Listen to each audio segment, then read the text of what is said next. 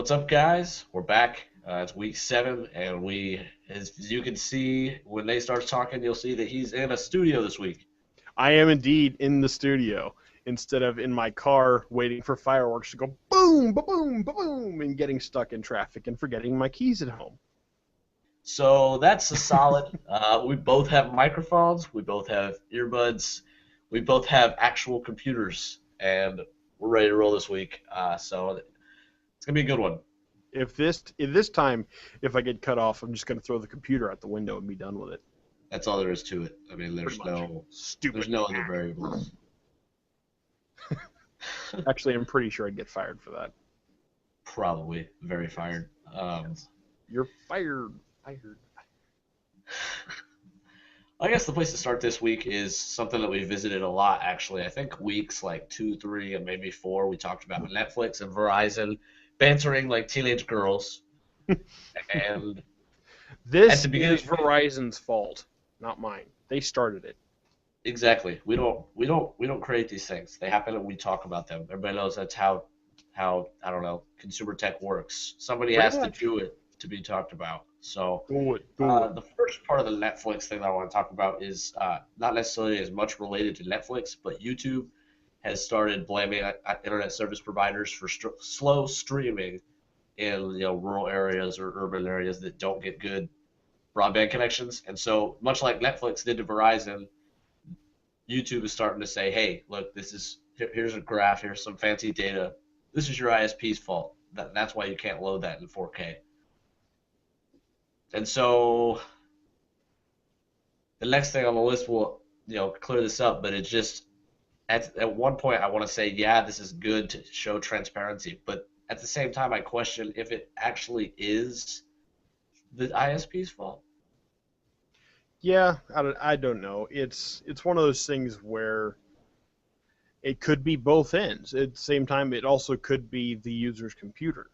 Some of us don't actually have, modern computers. When I say modern, I mean within the past 1 or 2 years. Um, Not within the past 15 years, because then anything is modern.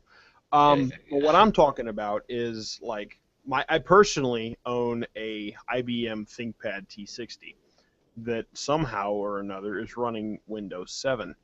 I don't understand it, but all I know is that it works. And I was using it the other day to look at YouTube, and it says, YouTube isn't loading properly. Here's why.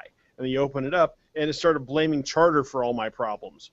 I'm like, huh? You know? And I realized that, we were like, yeah, go Netflix, make Verizon look like crap, and stuff like that, a uh, couple episodes ago, 3 or 4 yeah. episodes ago. But we're about to find out why that was not necessarily the case. So, I mean, it could be many, many things that we should have thought of then, but at the same time, they're thinking about it now, and all our job is to talk about it. That's exactly right. That's all our job is. And like you said, maybe we could Sorry, look. ISPs. Yeah, sorry, we trample all over you, but you know what? You get enough hate. So we're gonna go back at least a little bit on what we did, what we said to you. I'm sure we didn't damage your profits or anything. I'm positive we didn't. Oh, absolutely Uh, not. We yeah, no didn't. chance. We didn't even make a dent. Not even a ding. Not even a door ding.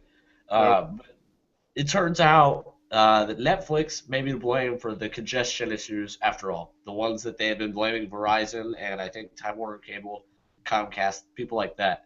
They may be to blame this whole entire freaking time.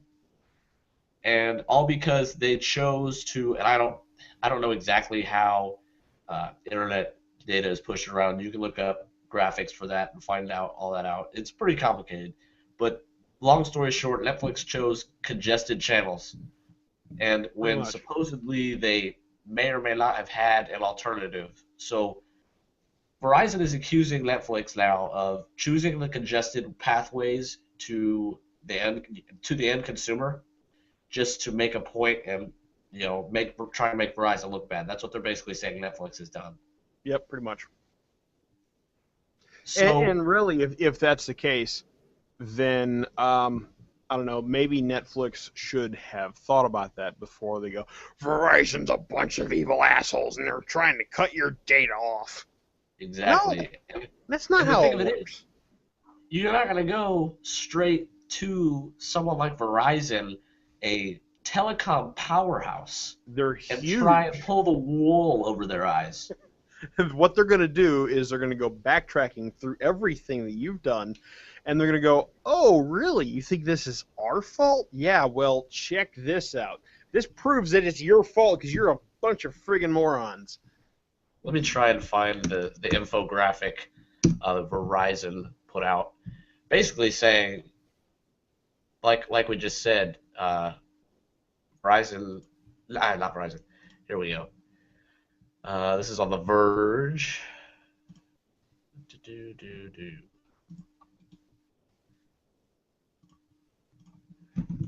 Well, this is Verizon's official image, but it was posted in an article on The Verge.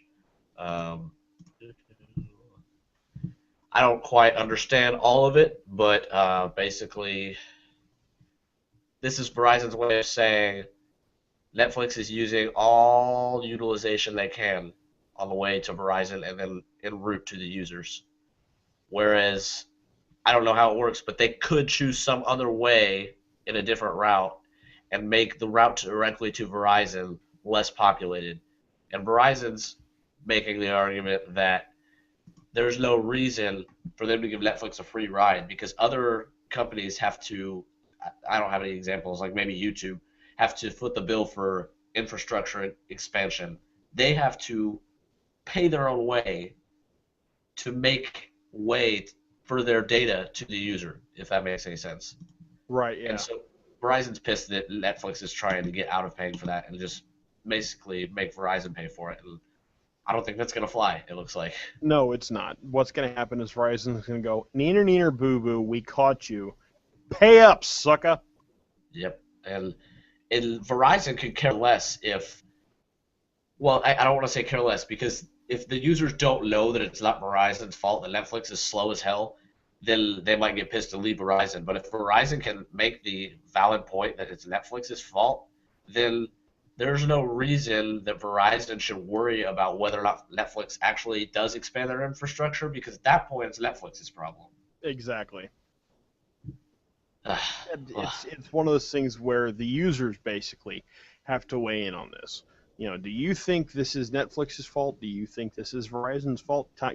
Verizon, Time Warner Cable, Comcast, Cox, whoever your carrier is this their fault or is this Netflix's fault? Ultimately, it's down to the user to decide because it's going to be anyway. Yeah. And in a lot of issues, people are misinformed, and I I don't want to feel bad for Verizon, but if they take a fall for this, I will feel bad because maybe Netflix won't be ultimately responsible, but it's common sense to think that it's common sense that slow Netflix streams means Verizon sucks. Yeah. Fair? Yes. No one I agree. says Netflix is slow. No one thinks that, oh, maybe that server at Netflix isn't pushing enough throughput and they don't have the right channels. Through No, no American thinks that way. No, not a chance in hell. So I think even though Verizon has come out on the correct side of this and proven Netflix wrong, they still have to do damage control because not everyone reads these websites and watches this podcast. I know So that if my mother had a Netflix account, I guarantee you she would be like, "Go Netflix, make Verizon." Actually, my bad. AT&T look like a bunch of a-holes. The thing is it's not AT&T's fault. It's not Verizon's fault. It's Netflix's fault for being a bunch of jackwagons. yep. I think it's going to end up with Netflix paying up because it, I don't think they have a choice. No, they Because don't. if people do find out that they're being cheap asses about their infrastructure, it's not going to end well. No, especially when you're paying how much a month for, you know, basically basic streaming of the movies you're wanting to watch that you're paying to watch. You know, And people are not going to be happy about that at all. But at the no, same time, it's just going to be, I'm paying Netflix, they're defending me, and their infrastructure is golden. I say golden, and exactly. it's all the ISP's fault, and it's just not. And So maybe we'll see where this ends up. But I'm thinking that in the end, if not Verizon, if Netflix does end up doing the improvements necessary, you may see a dollar bump in price. I think you're probably right. That's just my Because prediction. obviously the profit has to come from somewhere, and their CEO is going to get every bonus he can. Every bonus, quarterly bonus, maybe Yep. bi-quarterly, That'd be neat. semi-quarterly. Dude, if I could, I'm not going to lie to you on this one, folks. If I could get a bi-quarterly bonus, you bet your sweet ass I would. Probably, if it was If available. my company's healthy, of course. That's the priority, which at least it should be. For a lot of people, it's not. For a lot of people, that's nothing policy excessive. debate. No huge bonuses like $150,000 for 5% increase. No, sorry. Yeah. Well, we'll let Netflix and Verizon fight that battle, and we will check in on them whenever they have their Let's next check in on them in say 2 weeks. 2 weeks, probably, maybe even next week. Whatever. Probably. Uh, What's going to happen is Netflix is going to go, it's not our fault, it's theirs. And Verizon's going to be like, hey, lawyers, take care of our light work. And that's going to be the end of it. Exactly. It's not going to last very long. I don't think, especially if it ever gets to a courtroom, I don't think it's going to, somebody's going to make quick work of it. Yep. Pretty much. Android Wear, we've maybe not last week, but the week before, I talked about Android Wear with Google I/O, with the Gear Live, and the G Watch, and the Moto 360. Yeah, there, dude. You just froze up on me. You hear me? Can you hear me? Can you hear me? Technical difficulties. And Nate's frozen on me. Oh boy.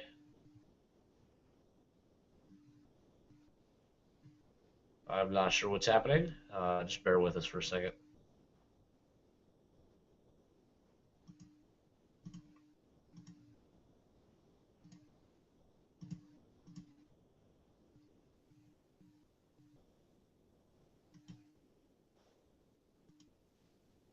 Hello?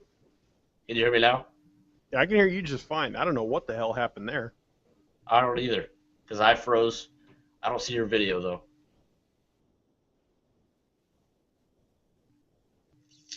Oh well, I guess it's time to throw the computer out the window. Well, you're still there. I guess maybe the video will kick back on eventually. Yeah, I think that's what happened. Because I was trying everything, like, come on, this is bull crap, and then it just, whatever. All right. Well, hopefully you'll kick back on. I guess we'll just go back. The video's on. Do you see yourself moving? Yeah, I see me. I see you. Okay, I don't see you. I just see your audio. So maybe everybody else can see you. That's fine. Okay. Android Wear. If you haven't seen it, Google it. Look up the smartwatches that are out now. The G Watch, the Gear Live, and then the soon-to-be Moto 360, like we said. And that thing looks sick. Sick, and it's the circle. That's what does it. Yeah. It looks like a watch, like it's supposed to, about like this one that I have here, you know. And it's perfect, I think. It does look like what a smartwatch should look like. I don't know if I'd have to use one to see, but I don't know how well a circular smartwatch would work with a touch interface. Oh, your video's back. Sweet. Cool. I don't know how that would work, how apps would work, how they would look. I don't know. But the G Watch and the Gear Live have that aspect of functionality, but I hate the look of the square watch. I hate it. They just don't look right at all. They don't look right. I completely agree. For $200, if you had to try one out, I might use it. If somebody gave it to me to test out for my channel, that'd be fun. I would give that a whirl because it's free. But which watch is that? Is that just a regular watch? Yeah, it's just a Timex, you know. Okay, yeah, but yeah. Attention, all smartwatch makers. Get rid of your stupid square watch frames. They are all supposed to be round, preferably 22 millimeters between the lugs, just so you know. That's a little specific. I know, but, you know.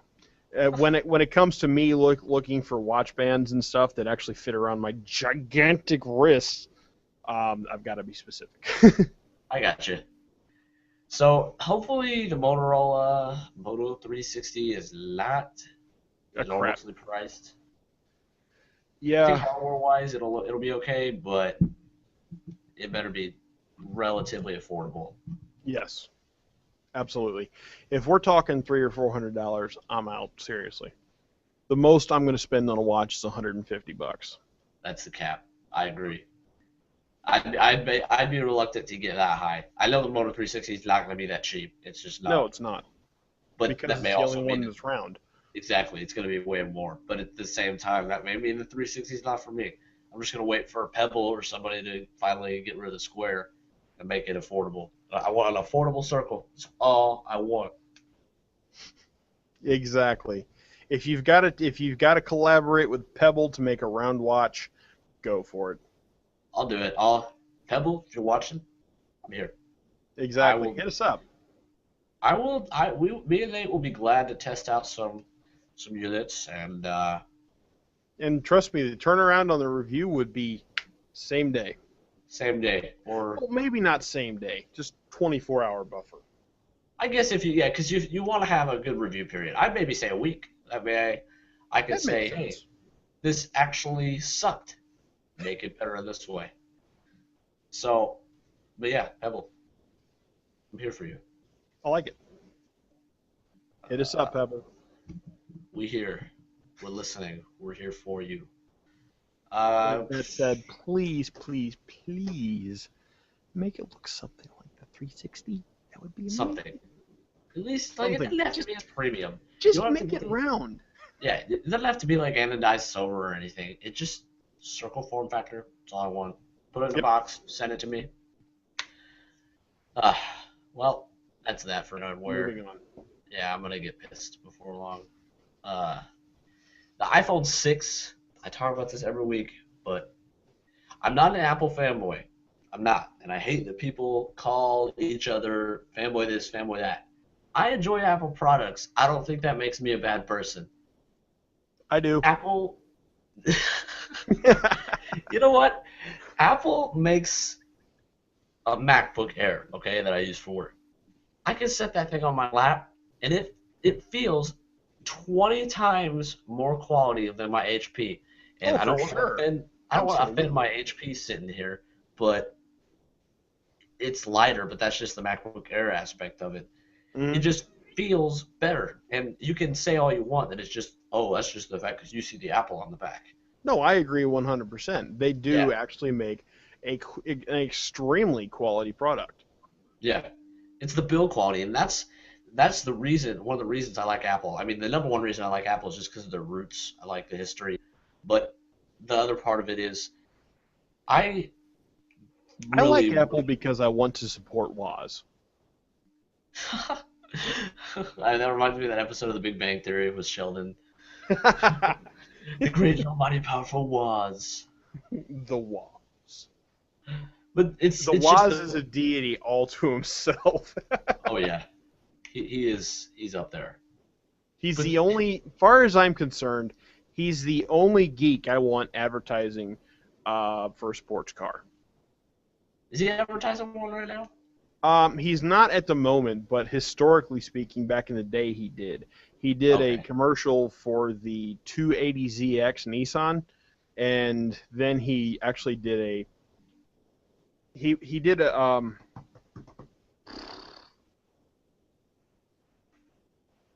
they updated it with like the exact same audio, but all Right. the visual aids, they were all new, and they had was it a 350Z? Yeah, it was a 350Z instead of a 280ZX. Well, go Waz. Advertising Right? those Nissans. It was pretty cool. He was interacting with it was a cutback between like the announcer guy who was asking him a whole bunch of questions, and then the Woz replies, and it's just really kind of cool. And then he goes, "So Woz, do you think you keep driving this car for the rest of your life?" "Oh yeah." "Hey Woz, let me do the announcing." It's just like, guys, you guys are too much. This is ridiculous.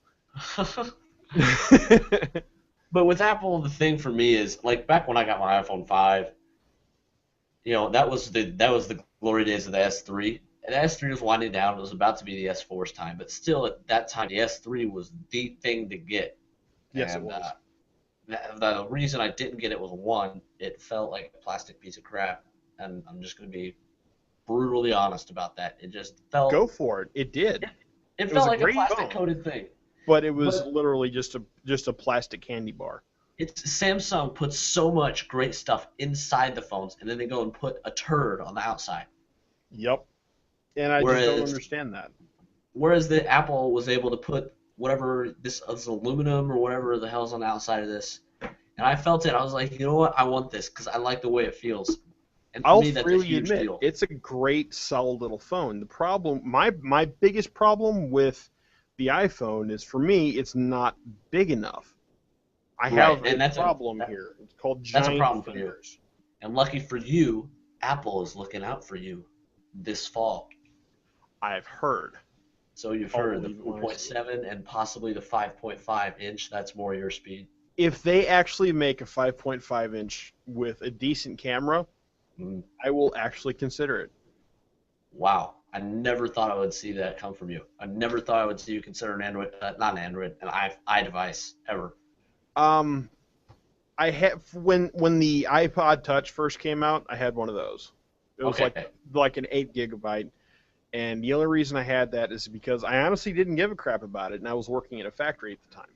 So while I was working in the factory, I'd have my tunes going, working my butt off, oh and yeah. I honestly didn't really care if it got smashed because I only paid $50 for it. Was it the kind that was so old it had the Wi-Fi antenna like painted on the back? Yes, it was. Oh my gosh. It was ancient, dude. Uh, duh. Did I just say that? I did. Wow. Did. Dead, like totally.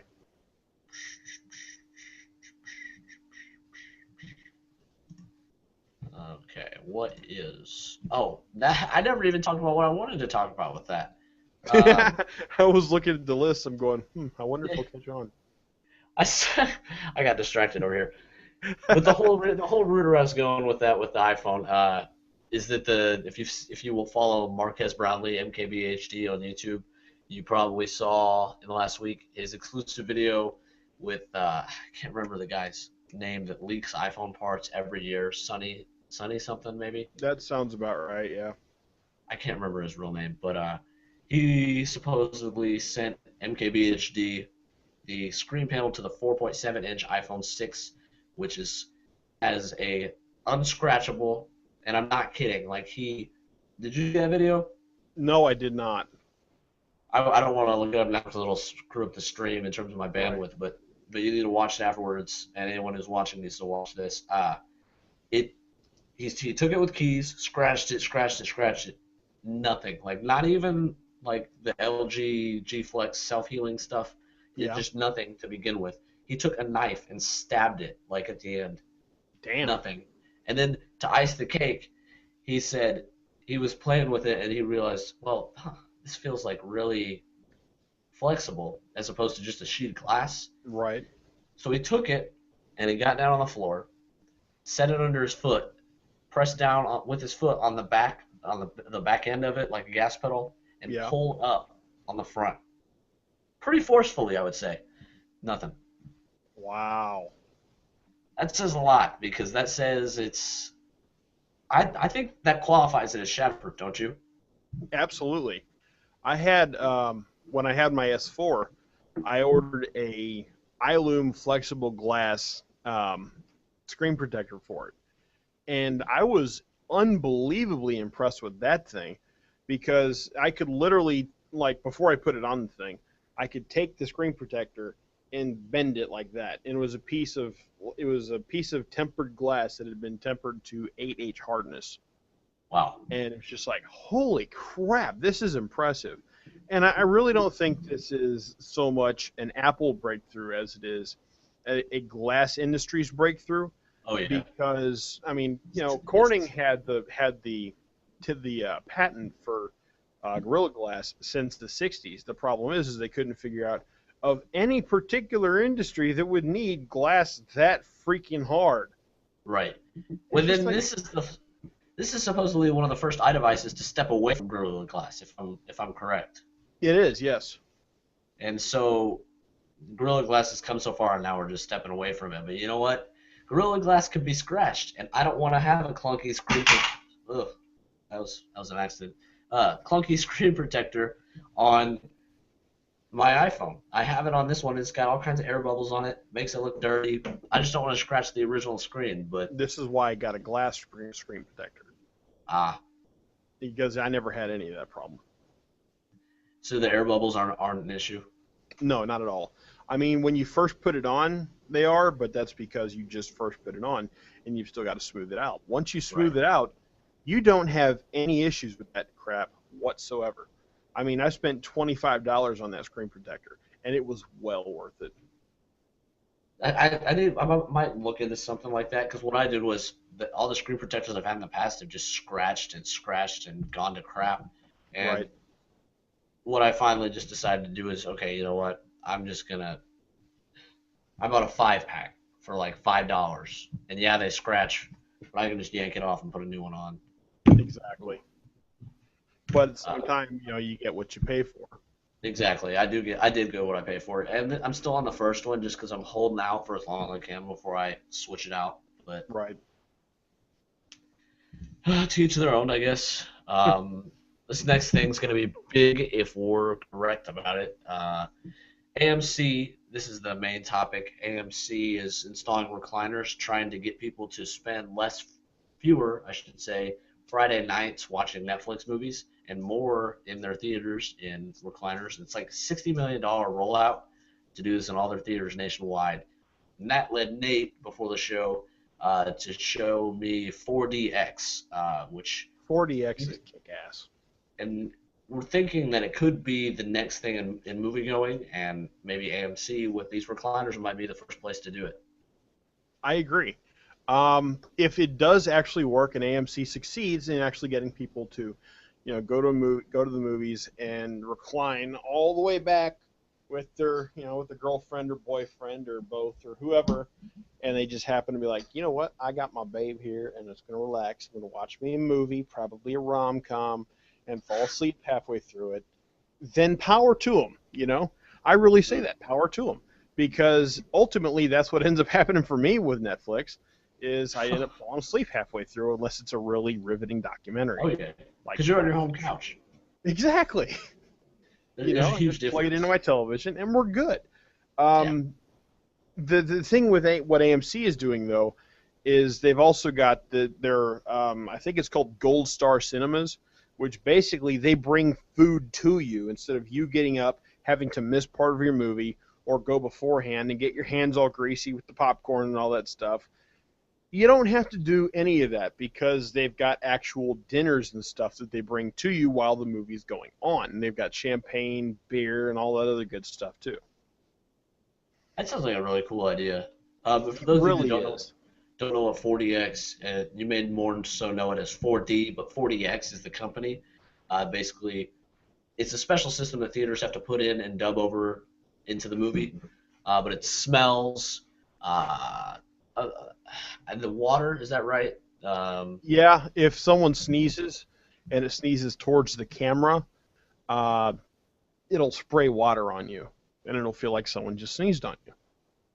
Yeah, this is saying if there's mice in the room, they've got little ticklers that kind of spin around and they smack against your ankles, and it feels like mice. That's crazy. It's pretty trippy. Actually, the last time I saw anything like it, I was actually at Disney World about, I want to say 2000, and they were doing it with like a rewritten script for Honey, I Shrunk the Kids, but it was actually Honey, I Shrunk the Audience, and it was actually really, really cool. That sounds pretty sick. It was.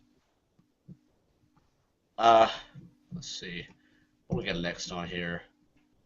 The G3, we talk about the G3 a lot, but I just wanted to bring up the fact that soon is all we know. It's coming to AT&T, possibly with the G Watch. There's rumors that if you get the G3 and the G Watch that has Android Wear, you might get some sort of a discount on the deal. I don't know. That'd be cool. That would be cool, and that would be one scenario where I would end up wearing a G Watch. That'd be one. Because if they bribed me basically to get the G3, and then if I paid full price, $200 for the G3, and then turned around and they gave me the G Watch in return, I would do that. I'd take that up because that'd require no extra investment on my end. That'd be neat. The Verizon, If you can actually get the G3 with the G Watch, that would be really slick. That would be, as far as I'm concerned, if I were to go for an S5 and they said, here, have a Galaxy Gear with it, I'm going to go, give me a different wristband because the one you've got sucks. ugh, Well, that's it's also one pretty, of those problems where it won't fit around my wrist. it's pretty bad. Yeah. Now, have you seen the Yo app? I've heard about it, but the thing is and I've heard it's been blowing up big time. But Hmm. I'll be honest with you, me being kind of a 70-year-old stuck in a 26-year-old body, I usually tend to shy away from apps like that, like Yo and Uvu and Voxer and all that kind of stupid crap. Now, I Just because of felt the the same names, I way. don't care how useful they are. Just Right. because of the name, I'll just like, yeah, no. Now, everything you named before is 10 times more useful than Yo at the face. Now, what I'm about to talk about kind of gives it the case that Yo is a lot more useful than people get it credit for. I want to show you the um, website What for is Yo. Yo to begin with? I want to explain. So you see this website, and it just Yeah. says Yo. It's that simple. There's no links, nothing. This is their entire website. Okay, Well, so that's dumb. you kind of get a sense of where this is going. I appreciate the Uh, fact that they've got a link for IFTTT. I yes, do use the hell out of that. I use that all the time. I use that for if you follow me on Twitter, I use that to post links when I post a new video. So when this Hangout uploads to my channel, you'll probably see a tweet from IFTTT. Right. But the thing with IFTTT is you can intertwine your Yo account to do all kinds of things. So what a lot of people are using it for is they used it for the World Cup. Yeah. So basically, you can make it so Yo me when Brazil scores a goal, and That's cool. literally all a Yo is think Snapchat, but no pictures, nothing useful, just Yo from X person, basically. And I had it for a day because literally I downloaded it, and then the next day they had that whole fiasco where there was something going on with security issues, and they basically possibly exposed all their users' phone numbers, much like Snapchat did a couple months ago. So I deleted that real quick. But at the face, the app is virtually useless because you just add friends and Yo them. Why? I don't know. That sounds pretty stupid. So people are using it is stupid in the face. But then if you use IFTTT, I'm going to click their link here to see what you can do with it. You can also it's kind of just a more efficient way to do things with IFTTT. So basically, you can send a Yo to certain accounts, certain Yo accounts. I don't know how to navigate their damn website. Let's see. Like you know what a Wemo is? Kind of. It's the Wi-Fi enabled remote outlet, basically. You can Okay, yo okay, your yeah. Wemo. You can yo your Wemo instead of going into the app and turning on or disabling your Wemo. Uh, Say you can yo to tweet, yo my lights off. Yeah, there's a bunch of recipes for IFTTT in here, but people are doing some pretty clever stuff with it. But I'm still on in the train of thought, in the school of thought that, eh, you know what? I don't find it that useful. So, Right. Because I'm looking at Yo in the Google Play Store right now, and uh, from the pictures I'm seeing here, it looks pretty much pointless. that's all it is. That's all it is, and that's yeah, it is pointless. I'll be the first to just admit that to you. Oh, that's um, funny as hell. I'm reading one of the reviews for Yo, and this dude named T Hussein, who actually posted this one today. He said he gave it 1 star on a Galaxy S3. It says stupid app. Israeli missile notification service Red Alert has teamed up with the unlikely hit app Yo to warn of incoming strikes, leaving many in the local tech scene more bemused than impressed. Erase the app and boycott Yo. I I'm don't see not what's so kidding bad you. about that. That sounds legitimate to me. I'm not That's what I'm kidding you. talking That's what it about. says right here. Got some political activism on the Yeah, Google that's Play exactly Store. what that is. Um, That's hysterical. Next thing I kind of want to do a little demo because I I'm if I can even get it to load, maybe I can't even get it to load. I'll just start describing it while I see if it loads. Google Maps came out with a new distance measuring feature. So everybody already knows you can say, I want to go from X to Y, how far away is it? But all Google does is draw a straight line across that, Right, they from don't what I actually know, and count the tell you. roadway and all that. Right, exactly. So what Google now enables you to do, I'm going to zoom in on I could get from Chicago here to here. China really quickly if all I had to do is go that way. Exactly. But there's a lot of in between, I suppose. This is still loading. This is brutal.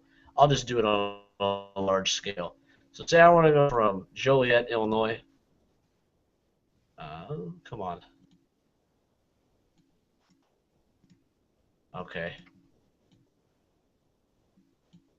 This is brutal. Wow. Your I'll connection just kind of. sucks, dude. You're telling me. I'm just gonna speak it out. So normally you would be able to right click. Oh my God, X. So what you're supposed to be able to do is click somewhere on the map. Say, like I was trying to do Joliet. Maybe you can do it from your end. I don't know. You can Let's right figure it click out. somewhere on the map, right click somewhere else on the map, and no. Right click somewhere on the map, say measure distance, and then you can just click along roadways. So say you know that you need to use this road, this road, this road, and this road. I use it for biking because I bike a lot in my area, and I like to Right. see how far I'm gonna have to bike before I go. I plan out where I'm gonna go, and we'll see if they can get it pulled up. But basically, you can just drag, and All right. basically get it to tell you exactly where to go. So it looks like he's got it there. Directions And then you, from the world famous Fast 80s Bon Air all the way to Spencer T. Olin Community Golf Course. Well, that's nifty as hell. 4.6 miles now from Fast that's Eddie's to already been Spencer there. T. That's Now if you, sick. but that's what they've already done though. If you go, just right click somewhere on there on the Okay. map. Let's see. I'll say Maple Island here. Preferably These on a are all road. places that are within 5 miles of me. Um, Screw that one. Be done with it. Okay, we'll go Maple Island directions from here to Oh St. no, you Louis want to do Regional measure Airport. distance. Measure distance. Yeah, And what right am I click somewhere clicking? on a road. Okay, right click somewhere on a road. Yeah, X out of the directions up there on the top, All right. and then right click on a road somewhere, and then do measure distance, and then you can click down that highway there. You don't want to drag it though. So you want to that's the starting point, and Yeah. then you just click and it makes straight lines. So like if you go north without holding it, Okay. And then I just kind of click somewhere you can go else. north up that. Yeah, basically, and it'll tell you this is between those 2 points, and you can just keep going and going and going up the up line. Uh, so yeah, it's pretty simple, and I'm surprised they haven't done it sooner, but Apparently not I find it simple pretty enough for handy. me. Because I am a moron. Okay, Measure here, just right distance. click, yeah, and then just click yeah, they're down there, anywhere. And then I just Trace a path. You Now don't you want to just drag drag it it in though. a straight line. No, you don't drag it. Okay. Just Just go down somewhere leave the dot up there, and then just click down there. no way. That's cool as hell. And, and then you can click somewhere else, and it'll draw a straight line to wherever you clicked from that point. I'm going to put my name on this map.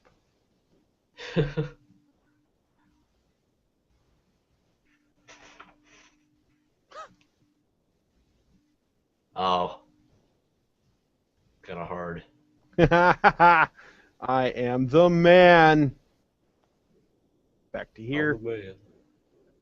Down to There it here. is. Almost there's a done. T. And then you know what? I'm just going to make a fancy little E. See what Google has enabled us to do?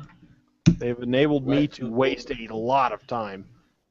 Google, Google enabling your entire life. That's what they've done. That's what Pretty much. Well done, Google. That is I their like mantra. that. That is really In cool. more Google news that should have happened a long time ago, Google has finally enabled Android device mirroring to Chromecast. I don't have a Chromecast because at school the Wi-Fi does not enable Chromecast to connect. But Lame. yeah, exactly. You're telling me. But so finally you can mirror your device, which would be nice for the Nexus 7 because I could mirror, Netflix or something to my TV. Right. I might look at a Well, if Chromecast they for don't my own allow TV. Chromecast, do they allow Roku? If you have, are there Roku models with an Ethernet? They allow that, but they don't allow Wi-Fi, like the streaming stick. It's not that they don't allow. It's just because the system does not, it's not set up for it, basically. Okay, I got I work for it, so I don't want to. I work for the service, so I don't want to get into too much detail on there. But right. basically, there's a way to monitor devices that are hardwired, as opposed to on the Wi-Fi. And I gotcha. It's just the way they've set it up, and it sucks. But I guess everybody has to deal with it. So hey man, however they have it set up is however they have it set up, And there's nothing you can do about it. Hopefully, I might look into a Chromecast. I bet I can find one pretty cheap on eBay these days. I would imagine. So we'll see how that goes. The OnePlus One, you brought it up last week or the week before. Cyanogen on phone. People are going crazy over it, and they tore them apart last week, I think, for their marketing because all they do is hype this phone like OnePlus One. We have the OnePlus One. It's so cool. It's the greatest phone ever. Okay, well, you can't buy it unless you've got an invite. Exactly. They're like, everybody just sits there and like, oh, where can I buy it? Well, that's the thing. You can't. We're in a rollout phase. Okay, I'm gonna buy the G3 now. Exactly right, and that's exactly what happens. Is someone goes, "Wow, this phone is actually really swell. It's also freaking huge with a lackluster camera, but everything else is really kick-ass. And Cyanogen mod is actually really neat. Yeah. But we can't let you buy it yet because you don't have an invite, and we're not necessarily giving out a whole lot of invites At all. Knock it off with your wannabe Explorer program and just give us the damn phone already. Here's my $300. Shut up and take my money. Send me the phone already." And it's like, yeah, I think you're right about that. They're trying to look like the Google Glass rollout program, except the Google Glass program. Is, let's face it, as good as this phone is, it's not a game changer. As lame as Google Glass looks, it is not a cell phone. It is a game changer, and it's going to redefine every way we look at our phone. Every way. And especially once, it's kind of like the smartwatch thing, once it actually takes off and people make their own, other companies do.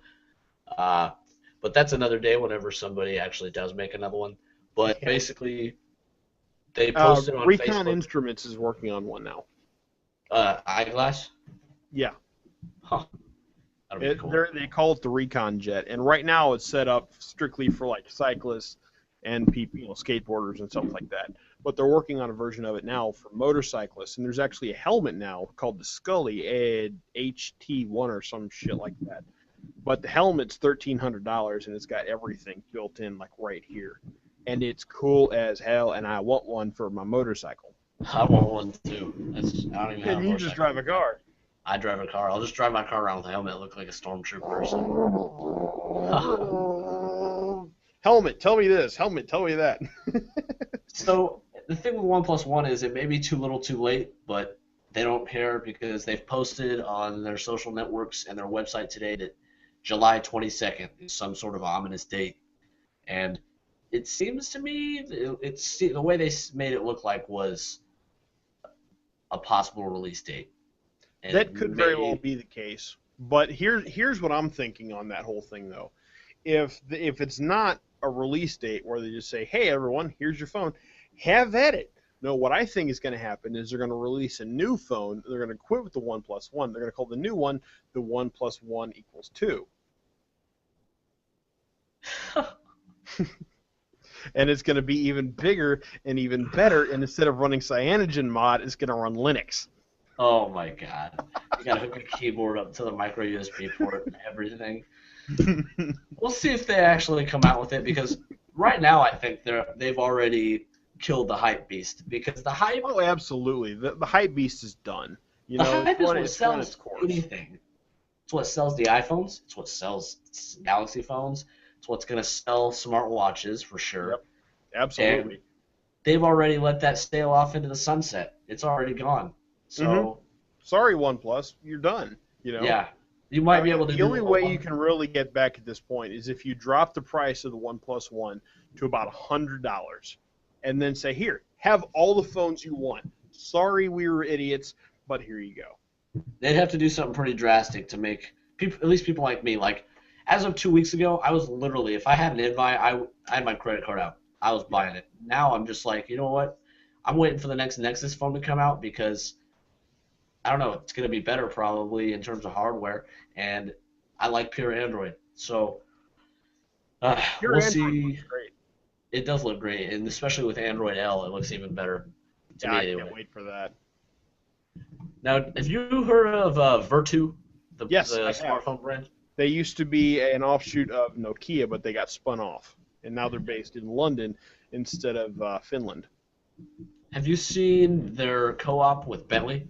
Yes, I was reading about that Oh on my Jalopnik the other gosh. day, and I've seen Bentley do some really silly shit. As much as I love Bentley and I want a Bentley Brooklands coupe, more than words can say. If I had $375,000 to spend on a car, that's the car I would buy. But here's the thing: if I've got that kind of money, I'm not spending it on a cell phone. I'm No. sorry. That is ignorant. I don't care how good a phone this is. And never mind the fact that the phone before Bentley got a hold of them was already out of date. I'm pretty sure recently They're running on, yeah. they just recently quit making like one, two, three, four, five phones. Like, Yeah. just Like nine button literally, they were phones. just basic candy bar phones that happened to be encrusted with Swarovski crystals, maybe diamonds here and there, titanium sidebars, and crap like that. And they still make that kind of thing. They just make smartphones now. Um, Here's the thing: the phone they're offering for about $10,000, a $10,000 cell phone. Let me, just in case I didn't make that clear enough, a $10,000 cell phone uh, is just why? This is stupid. It's an out of date Because cell phone, and because they this falls, anyone who buys this falls under the category of I have way more money than common sense, and I'm a complete and total flaming pathetic loser of a person. because if you have 10 grand to spend on a smartphone, well, in this part, it's not even really that smart of a phone. But if you have 10 grand to put on a phone, maybe pay to dig a well in Africa or send some mosquito nets to where people are getting malaria by the minute. There's some better things to do with Pretty your money. much. You know, instead of buying, my bad, a regular Vertu phone costs about 10 grand. These Bentley editions are going to be quite a bit more than that. Oh my God. Is there So even a instead price of nailed buying down? a Vertu phone, instead of buying a Bentley Vertu phone, my bad, Vertu for Bentley or Bentley by Vertu, it doesn't freaking matter. Either way, instead of buying one of those, just give it to the Bill and Melinda Gates Foundation and let them do something for malaria, you know? They'll do something useful with it. And I don't know, they're everywhere in terms of what they donate to, but I mean, that's the one example of proper use of a fortune, if you ask me. Exactly. Actually, I just pulled up. I was trying to pull up the Car and Driver, the story that they put up about it, but I think it just linked it. Here we go. Actually, I'll just read it for you real quick because I think it's hysterical. Bentley has announced a partnership with fellow English luxury goods company Vertu, a maker of ultra-high-end mobile phones on a special line of smartphones. Vertu smartphones are more or less ordinary from a hardware and computing standpoint, but they're assembled from high-end materials. These can include titanium for the handset's body, leather wrapping on various surfaces, and sapphire crystals for the screen. The units are all handmade in England, just like Bentley's, the automaker proudly points out, and can cost up to $10,000 a piece. Oh my That God. chunk of change is ridiculous, isn't it? That chunk insane. of change could purchase an iPhone for each and every one of your many flying spurs, which is a model that Bentley makes. And it's frankly an absurd amount of money for something that can be felled by an accidental spill into a toilet. That said, the scrap metal worth on that thing would be amazing. Oh my God, yeah. On the That'd be flip crazy. side, no phone pun intended, Bentley crafts wonderful automobiles that we'd argue are worth every penny. Of course, like all luxury items, there are also fanciful riffs on a basic idea. Vertu and Bentley have agreed to link up for 5 years, during which time 5 Bentley-themed phones will be released. The first is coming this fall, and although no pricing has been set, you can bet it's going to be really damned expensive. Is that a quote? No, it's just they say you can Oh. bet it's going to be really expensive. I said really damned expensive because And obviously you're correct as hell. So it's going to be ridiculous. And it's going to be completely useless because this thing is already outdated. yeah, That thing is going to be an antique. I agree. It's going to be a Fabergé egg with a computer in it. If you have the money, if you're watching this, live or on a taped edition, if you have the money to spend on your Vertu phone, please divert. Once you do the right thing and send it to us here at Tangential Tech Talk, so we can all buy Bentleys. Yes, I would love a Bentley. Oh, absolutely, dude. If you have to buy 37 Bentley or 37 Vertu phones for your 37 Bentleys, won't you instead donate the money to my account, my checking account, perhaps, so I can go to my local Bentley dealer and buy a Brooklyn's? Because I would love one of those cars more than anybody knows. Oh my gosh. Have you ever seen the Top Gear Top Gear episode where Jeremy Clarkson is basically doing nothing but burnouts for the entire film? No, In a Brooklyn's. I have not. He basically explodes a tire. The only Top Gear episode I've seen is the one with the Red Robin. Is that what it is? The Reliant Robin. The Reliant Robin. Which, that thing is hysterical. He keeps tipping over. Oh. Mate, do you want tipping me up a little bit? Oh, hello, it's Peter Stringfellow. Oh my God. Today in an article, Great. in serious news, an article came out about Snapchat.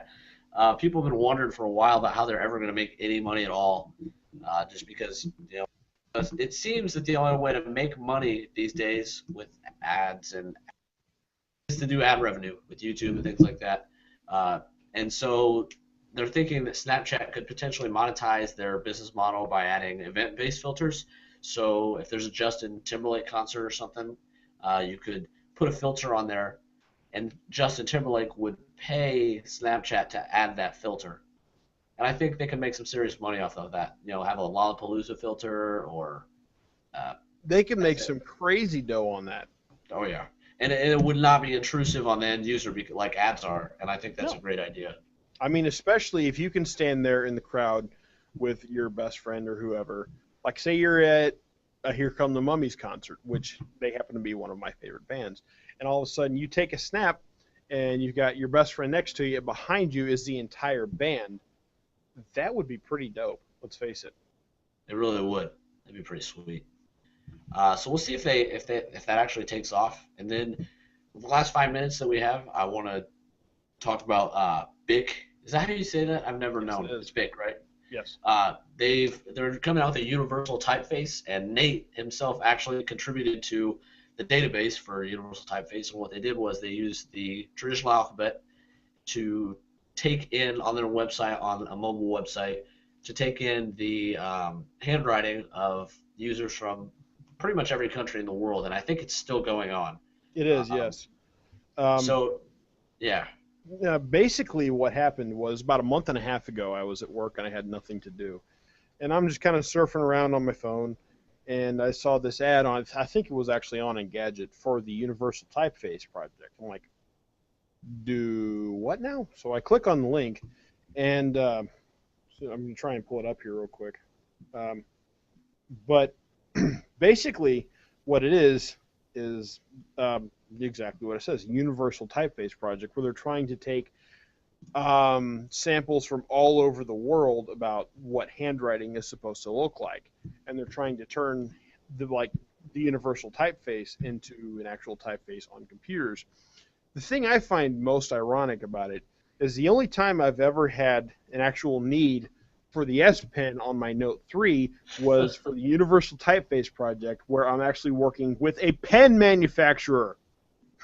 Traditional pens. Traditional you can pens. You can get for like 10 cents a pop at the dollar store in Right. giant I mean, pots. here's a Papermate, it's close enough. They basically ripped off Bic's design about 140 years ago. I don't know. But it's just like, how how hysterical is that, where the only use I have for this stupid thing is to contribute to something involving one of these. It's crazy. If the Samsung, you yourself cannot convince Nate to flip his phone over and remember that there's a pen back there, but a third party I did. have a pen in my phone? What the hell's the point of that? But a third party was able to. So Yeah, exactly, shame on you, Samsung. right. A giant French company was able to get me to actually use this stupid thing. Shame, Well done. shame. Universal typeface. That's hysterical.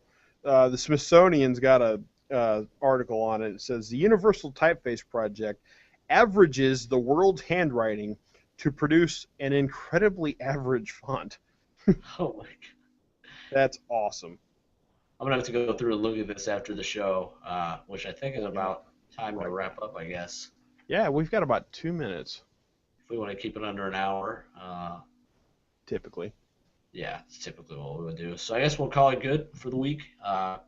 If you're still here, either on the tape broadcast or the live, wherever you're watching this from, make sure to subscribe to the channel so you can keep coming back.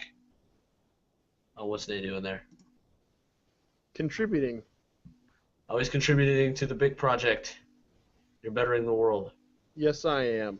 You're welcome, world. I'm just making and just leaving my print on society.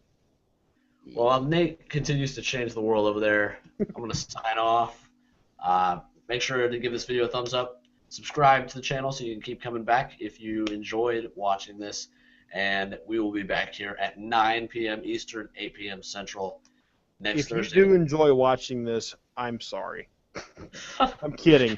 I'm kidding. We enjoy producing this show as much as I'm hoping you guys enjoy watching it, because we have a blast doing this show.